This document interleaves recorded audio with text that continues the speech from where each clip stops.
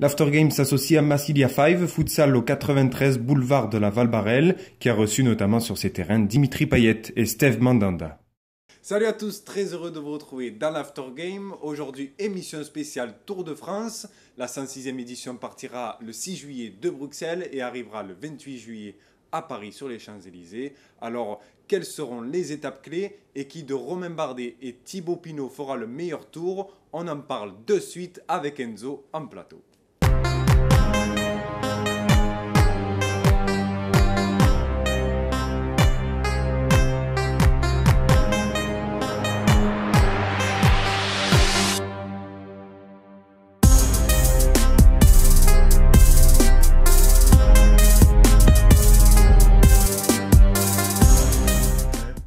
Et comme prévu, on se retrouve en plateau avec Enzo. Salut Enzo. Salut Lucas, salut à tous. Je suis vraiment content de vous retrouver pour une émission hors football. Le minot est passionné de cyclisme.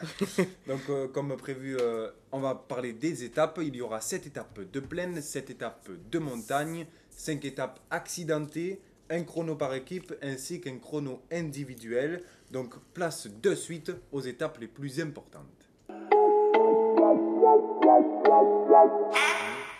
A commencer par l'étape numéro 2, ce sera un chrono par équipe qui partira du Palais Royal de Bruxelles jusqu'à l'Atonium, un parcours de 27 km qui se déroulera le 7 juillet. Tout à fait Lucas, donc le dernier chrono par équipe remonte à l'année dernière tout simplement. Ouais. La BMC avait gagné ce chrono et entre Cholet et Cholet, 35 km. Greg Van Avermaet ce jour-là avait pris le maillot jaune et avait replacé Richie Porte qui avait plus tard abandonné. Mais voilà, c'est un chrono usant qui va faire mal aux jambes dès la deuxième étape, il va avoir des écarts, c'est obligé. On ne va pas échapper à cela, des leaders vont être pris au piège, qui vont être piégés. J'ai retenu un favori et 2 outsiders. Donc le favori, je pense, c'est logique, c'est la Team Ineos, ancien Sky. Voilà, même si Christopher Froome, blessé, ne participera pas au Tour de France. Je pense que le favori, on ne sait pas encore d'ailleurs qui c'est le favori entre Egnal Bernal et Geraint Thomas. Mais voilà, rien que je vous dis ces deux coureurs, vous vous dites que la Team Ineos est en pole position pour remporter ce chrono par équipe. Dans l'équipe, il y a aussi Castroviero, Luke Rowe, Wouter Poels, Van Baarle ou encore Jenny Moscon. Voilà, donc tous ces coureurs sont entre guillemets des spécialistes du contre-la-montre par équipe. Donc je pense que la Team Ineos est la grande favorite pour ce chrono. Et après, il y a 2 outsiders, la FDJ, la Groupama FDJ, l'équipe française de Thibaut Pinot. Thibaut Pinot qui est en grande forme en ce début de saison, qui s'est entraîné pour ça. Il n'a pas participé au Giro, à contrario des 2 dernières années. Donc voilà, sa principale priorité, c'est le Tour de France. Il a d'ailleurs fait une très bonne performance au Critérium du Dauphiné. Il sera accompagné par Kung, Mathieu Ladanius ou encore Reichenbach ou Ludvigsson. Voilà, donc je cite que ces coureurs. Ils seront bien sûr accompagnés de 2 autres, William Bonnet et David Gaudu, qui pourra l'aider en montagne. Donc voilà, la Groupama FDJ peut rivaliser avec les meilleurs. Pour moi, c'est l'outsider de ce contre-la-montre par équipe. Et je pense à la Deceuninck Quick-Step du magnifique Julien Alaphilippe qui nous régale depuis ce début d'année. Premier au classement World Tour. C'est assez exceptionnel pour un Français. Je pense qu'on devrait être fier de lui. Il y a aussi Dries de Venens, un Belge qui réalise de bons chronos. Yves Lampaert, Henrik Mas ou encore Asgreen. Voilà, donc je cite que ces coureurs. Mais bien entendu, je pense que la Deceuninck Quick-Step peut être le favori outsider de ce contre-la-montre par équipe. On poursuit avec l'étape numéro 6 qui s'étendra le 11 juillet de Mulhouse à Planche des Belles Filles. Enzo. Tout à fait Lucas. Donc c'est le premier test pour les leaders. Donc pour rappel, la première arrivée sur la Planche des Belles Filles c'est en 2012. Et le dernier vainqueur c'est Fabio Aru qui a malheureusement été en méforme cette année. Donc au contraire des autres années, l'étape est prolongée de 1 km. Donc c'est-à-dire qu'il y aura 1 km de plus et les 2 derniers kilomètres sont à plus de 20% de moyenne.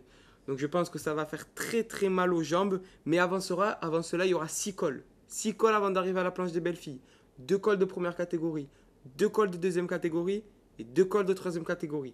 C'est-à-dire que c'est une étape peut-être qui n'a pas l'air compliquée en vue des cols, mais sur le papier, ça va faire mal aux jambes car c'est le premier test pour les grands leaders. Les 4 étapes. Je voulais juste rajouter quelque chose pour vous préciser la complexité de cette épreuve, de cette étape. 80 km en 160 km au départ. tout simplement énorme. En ce qui concerne l'étape suivante, les 4 étapes suivantes qui s'enchaîneront feront mal aux jambes, comme tu le disais. Ce sera l'étape, à commencer par l'étape numéro 12 de Toulouse à Bagnères de Bigorre. Ce sera le 18 juillet. Tout à fait, donc c'est une arrivée en descente. Donc le dernier col, on va dire, le dernier sommet de cette étape, c'est le col de Ourquette d'Ancizan. Donc 10 km à 7,5% de moyenne. Et avant ce col, il y aura le col de Peyresourde de 13 km à 7% de moyenne. Donc je pense que c'est un type d'échappée ou un type d'étape, pardon, ou une échappée pour aller au bout. Je pense à Raphaël Maïka qui avait gagné à Bagnères de Luchon ou encore Thomas Veuclair qui nous régalait dans ses étapes à Bagnères de Luchon en arrivée en descente. Ou encore récemment à Romain Bardet quand il avait gagné sur les lacets de Montvernier, qu'il avait attaqué de loin et en descente pareil il avait fait la différence. Donc voilà, si Romain Bardet perd du temps sur le chrono par équipe, il pourra le rattraper d'ores et déjà sur cette étape 12. On poursuit avec l'étape numéro 13, un chrono individuel à Pau de 27 km. Donc comme le contre-la-montre par équipe, il faut que les leaders soient au rendez-vous de ce contre-la-montre individuel. C'est l'étape qui peut faire perdre un tour. Je rappelle en 2017, l'avant-dernière étape de ce Tour de France, c'était à Marseille d'ailleurs. Le départ et l'arrivée se faisaient au stade Vélodrome. Romain Bardet avait sauvé son podium pour seulement une seconde derrière Mikel Landa. Donc voilà, donc c'est le type d'étape où on peut perdre ou on peut gagner un tour. C'était en 2017. 2017, merci Lucas de le préciser. Même si c'est que l'étape 13 et qu'il restera une semaine et demie après cette étape, c'est une étape très importante. C'est un profil pour rouleur grimpeur. Voilà, donc j'ai retenu 4 favoris. Thibaut Pinot, le français, qui réalise, comme je le disais tout à l'heure, une très bonne saison, qui se concentre sur son Tour de France. Il est allé en Espagne pour, d'ailleurs, Nicolas Ja avait fait un reportage sur lui sur France 2, qu'on apprenait vraiment bien les dessous de la préparation de Thibaut Pinot. Donc voilà, Thibaut Pinot se concentre à une équipe pour rivaliser avec les meilleurs. Il a terminé d'ailleurs 11e au dernier contre-la-montre individuel du Critérium du Dauphiné. Après, je pense à Geraint Thomas, bien sûr, avec ses qualités on connaît tous ses qualités de rouleur. L'année dernière, d'ailleurs, il avait consolidé son maillot jaune grâce au contre-la-montre individuel. Donc voilà, 27 km, c'est énorme. Et Yann Bernal, qui nous a tous surpris sur le dernier Tour de Suisse. Il a gagné le Tour de Suisse, mais il a également sauvé grâce au contre-la-montre individuel. On ne connaissait pas ses talents de rouleur, mais il nous en a fait part. Et franchement, c'est un candidat pour le Tour de France et pour ce contre-la-montre individuel, pardon. Et le dernier, c'est Wout van Aert, une révélation en ce début de saison. Voilà, il a remporté le contre-la-montre individuel du Critérium du Dauphiné. Il a été une révélation depuis le début de la saison, même si l'année dernière, il avait réalisé quelques bons résultats. Donc voilà, c'est un type d'étape où il peut remporter une première étape sur un grand tour. La 14e étape qui s'étendra de Tarbes à Tourmalet. C'est ça, Lucas, donc le 20 juillet, 117 km, donc c'est de plus en plus souvent qu'on voit des étapes courtes. Donc ça plaît aux organisateurs et ça plaît aux téléspectateurs, comme l'année dernière avec l'arrivée à Foix. Donc le Tourmalet, c'est tout simplement 20 km d'ascension à plus de 7,5% de moyenne. Et c'est le col le plus utilisé sur le Tour de France, avec une altitude qui monte à plus de 2000 mètres. Et la dernière arrivée, c'était Andy Schleck qui avait remporté en 2010. Voilà. Donc ce n'est pas un sommet qui est compliqué, pas des pentes non plus à 15 ou à 20% comme la planche des belles filles, mais c'est un col où on demande beaucoup d'exigences. Pourquoi ? Car j'ai compté, en tout, il y a 9 changements de rythme. C'est-à-dire qu'on peut passer du 5% au 8%, on peut repasser au 3%, du 3% on peut repasser au 10%, 10% on repasse au 6%. Donc c'est en 20 km, 9 changements de rythme, c'est énorme. Donc les leaders devront être bien accompagnés. Je pense que les Français, on en parlera tout à l'heure, Thibaut Pinot et Romain Bardet, sont bien accompagnés et pourront rivaliser avec les leaders sur ce type d'étape. Mais la moindre défaillance sur ce type d'étape peut faire perdre au minimum 1 minute 30. Donc le Tourmalet peut faire très très mal aux jambes et on verra s'il fera chaud. Et alors là, s'il fera chaud, ça désavantagera bien entendu Thibaut Pinot. L'étape suivante se tiendra de Limoux jusqu'à Foix-Prat-d'Albi.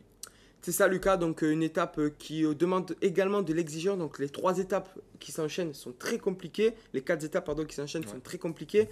C'est pas des grands cols, mais c'est des cols de première catégorie. Donc le port de l'Hers, 11,4 km à 7% de moyenne. Et le mur de Péguerre à 9,3 km et 8% de moyenne.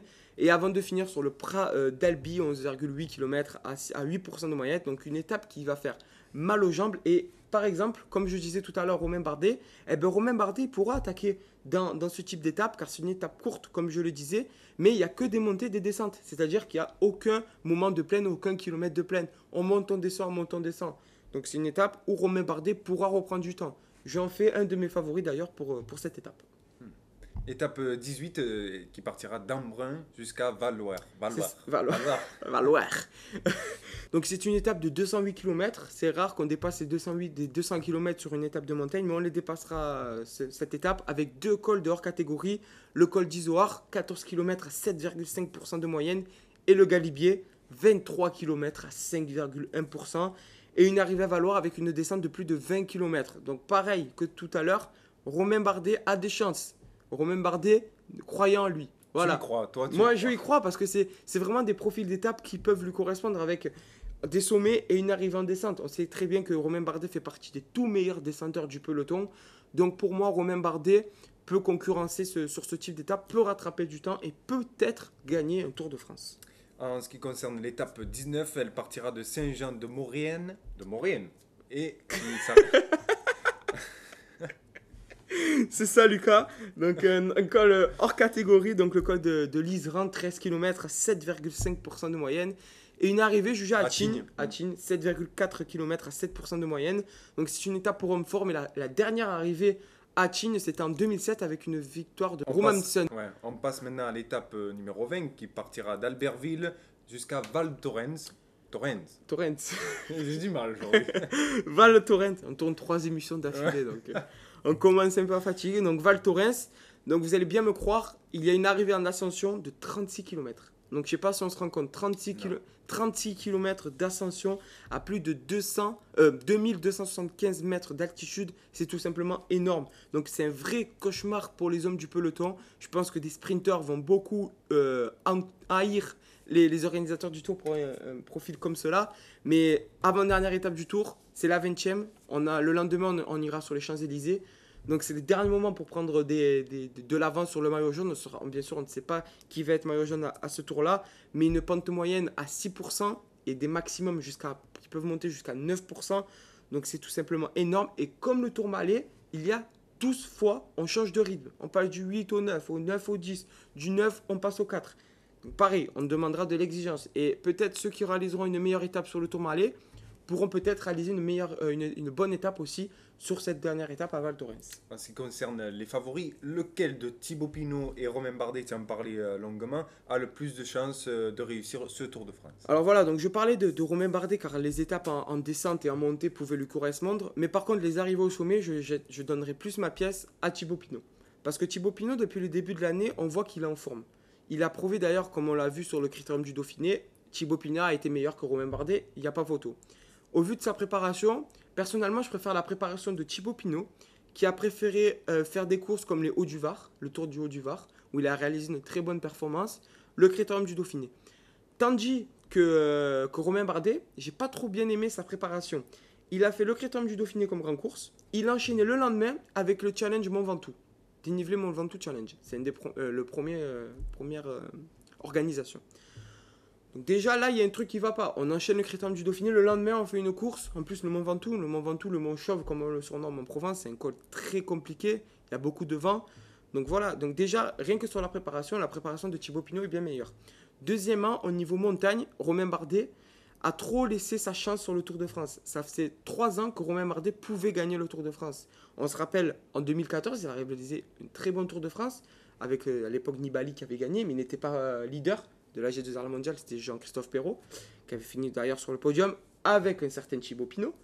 Donc voilà, donc Romain Bardet, voilà, pour moi, il a laissé sa chance. Je me rappelle l'année dernière, ou même il y a 2 ans, quand il avait remporté le podium à seulement une seconde sur Mikel Landa, là, il aurait pu gagner. Et voilà, moi, comme je le disais sur une précédente vidéo, ce que j'attends de Romain Bardet, c'est qu'il attaque. Et Romain Bardet n'attaque pas assez pour moi dans le Tour de France. Contraire de Thibaut Pinot. Thibaut Pinot prend les devants. Généralement, sur le Tour de France, il prend les devants. Il aime se faire plaisir. C'est ça qu'on attend d'un coureur français. Donc voilà, je pense que Thibaut Pinot a plus de chances de réaliser un meilleur Tour de France que Romain Bardet.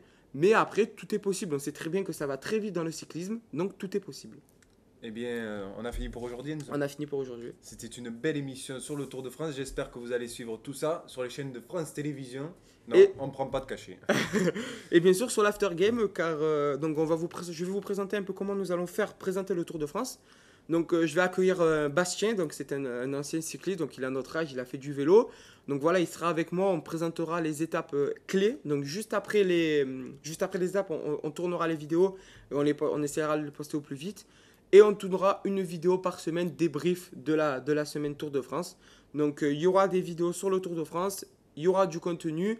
Après, c'est à vous, bien sûr, de le regarder pour qu'on continue sur cette belle voie. Il ne me reste plus qu'à vous souhaiter un bel été, n'est-ce pas, Enzo? Merci Lucas, à toi d'avoir été présent avec moi sur cette vidéo. Avec merci plaisir, à toi. on a tourné 3 belles émissions que vous pouvez voir sur la chaîne YouTube. Et n'hésitez pas toujours à laisser un commentaire, à liker la page et à nous suivre sur Twitter, sur les réseaux, sur nos comptes personnels, bien évidemment. Et on se dit à la prochaine. Merci à tous. Ciao, ciao. Ciao, ciao.